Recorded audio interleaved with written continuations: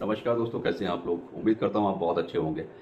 इस वीडियो में मैं बात करूंगा बैंक ऑफ इंडिया के स्टॉक के बारे में, जिस बैंक ने एक साल के अंदर करीब करीब 60% के रिटर्न्स बना कर दिए। यानी कि अगर पूरे साल का आप देखेंगे, आपके पास ये स्टॉक है बैंक ऑफ इंडिया का, तो आप देख पा रहे होंगे कि एक साल के अंदर करीब करीब 60% से ज़्यादा के रिटर्न्स बना कर दिए हैं। अगर एक्चुअल फॉर्म की बात करेंगे तो 76% से भी ज़्यादा के रिजल्ट प्रॉफिट्स इस स्टॉक ने बना कर दिए हैं। कैसा रहा इस बैंक का Q4 का रिजल्ट, इसको मैं इस वीडियो में बताने वाला हूँ। साथ के साथ मैं बताऊंगा कि आने वाले समय में इस स्टॉक का प्राइस टारगेट कैसा रहने वाला है। तो चैनल में बने रहिए, वीडियो देखते रहिए, चैनल को सब्सक्राइब कीजिए। एक साल का अगर आप देख रहे हैं तो 76% के आसपास रिटर्न इस स्टॉक ने बना कर दिए हैं। पिछले एक महीने से अगर आप देखें तो एक महीने से इस बैंक के स्टॉक की थोड़ी हालत बदली। हालांकि पूरा मार्केट ही डिस्टर्ब चल रहा है, तो वो आपने देखा ही होगा किस तरीके से मुनाफा वसूली लोग कर रहे हैं, तो जिसके चलते मार्केट में गिरावट देखने को मिल रही है। तो इसके स्टॉक में भी करीब करीब 4% के आसपास की गिरावट एक महीने से देखने को मिल रही है। अगर लास्ट वीक में अगर आप चेक करेंगे तो लास्ट वीक भी इसका अच्छा नहीं रहा है, करीब 8% की गिरावट रही है। करंट अगर प्राइस की बात करें तो 138 रुपये 75 पैसे पर ये स्टॉक अभी ट्रेड कर रहा है। 138 रुपीज़ पर 70 पैसे के साथ ये ट्रेड कर रहा है।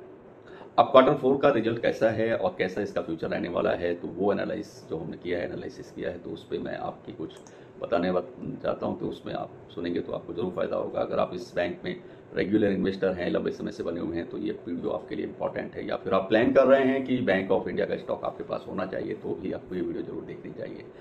कम शब्दों में बताने की कोशिश करेंगे। मार्च तिमाही में बैंक ऑफ इंडिया का जो मुनाफा है वो 7% से बढ़कर 7% इसमें प्रॉफिट हुआ है। जो अगर एक्चुअल अमाउंट की बात करेंगे तो 1439 करोड़ रुपीज़, यानी कि 1439 करोड़ रुपीज़ इनको प्रॉफिट हुआ है पिछले इसी साल में। जैसे पिछले साल की बात कर रहे हैं तो सेम पीरियड की मैं बात करूँ Q4 की, तो उसमें मुनाफा करीब 1350 करोड़ रुपए था, जो बढ़ करके अब 1439 करोड़ रुपए हो गया है इस साल।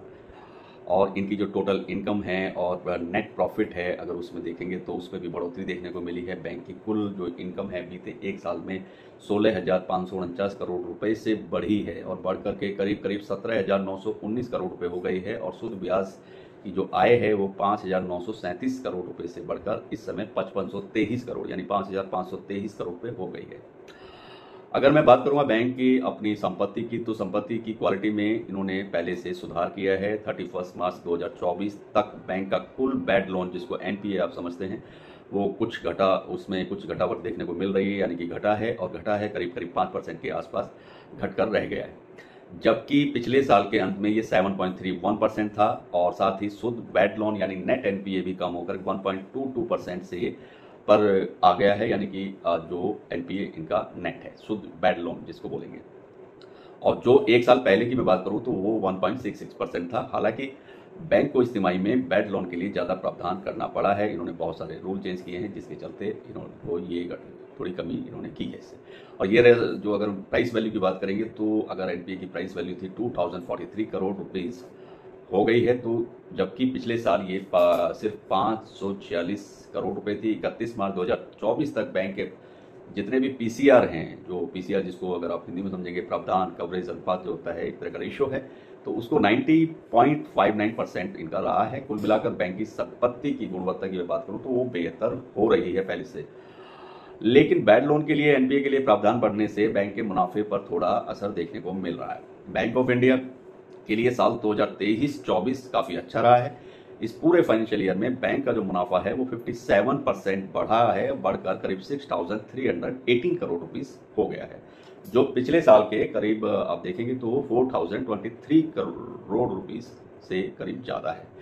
कुल आय में भी अच्छी बढ़ोतरी देखी गई है। फाइनेंशियल ईयर 24 में करीब 54,748 करोड़ रुपए से बढ़कर 66,804 करोड़ रुपए इनका इस साल का हो गया है।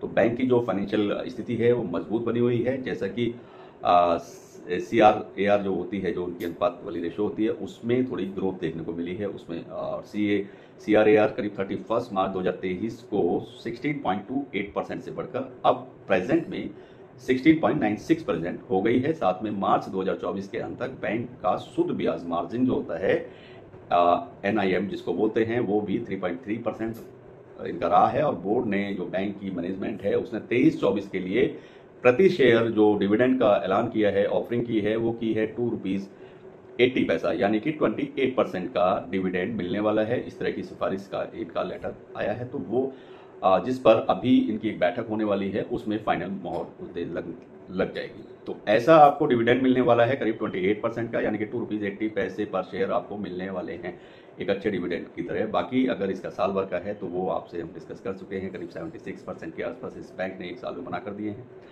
आने वाले समय में अगर प्राइस टारगेट की बात करेंगे तो अभी करंट सिनेरियो को देखते हुए जैसा बैंक अच्छी कंडीशन में है और अब बैंक पहले से एनपीए को घटा करके आगे बढ़ता हुआ दिखाई दे रहा है, तो ये बहुत तेजी के साथ में अगर आप इसमें 6 मंथ का अगर जैसे 2 क्वार्टर्स की तरफ अगर आप इन्वेस्टमेंट का प्लान रखते हैं तो यकीन मानिए कि कम से कम भी ये 240 रुपीज़ 50 रुपीज़ की रेंज में देखने को मिलने वाला है। बैंक ऑफ इंडिया का ये स्टॉक अच्छा मुनाफा देने की कंडीशन में आपको 3 मंथ्स के बाद 6 मंथ 3 से 6 महीने के अंदर आपको बेटर कंडीशन में देखने को मिल जाएगा। हालांकि मार्केट में अभी गिरावट चल रही है और ये एक तरह की अपॉर्चुनिटी होती है। अभी आपको डिस्काउंटेड प्राइस पर ये स्टॉक मिल रहे हैं क्योंकि अभी गिरावट शायद थमने वाली नहीं है कि अगर 50 डीएमए को निफ्टी ने तोड़ दिया है, मार्केट गिर रहा है, तो अभी और भी गिरावट के चांसेस हैं। कैसा रहेगा मंडे, मेरी अगली वीडियो आप देखिएगा तो मैं उसमें ये भी आपको बताने वाला हूँ। जल्दी से चैनल को सब्सक्राइब कर लीजिए, लाइक कर लीजिए, बेल आइकन बटन को प्रेस कर लीजिए। किसी और स्टॉक पर आप वीडियो चाहते हैं तो आप मुझे लिख सकते हैं। सभी को नमस्कार, बाय, गुड लक।